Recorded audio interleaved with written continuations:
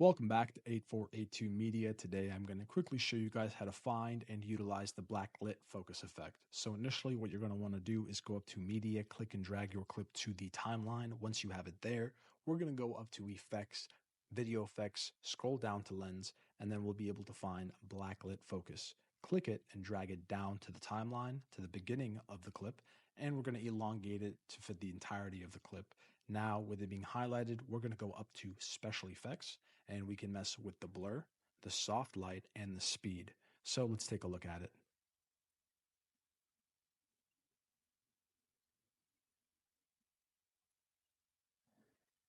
Thank you guys for watching. If this was helpful in any way, please leave a like down below. If you have any questions, comment down below.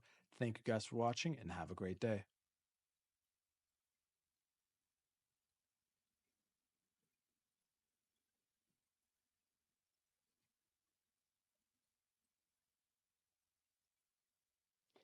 Thank you guys for watching. If this was helpful in any way, please leave a like down below. If you have any questions, comment down below. Thank you guys for watching and have a great day.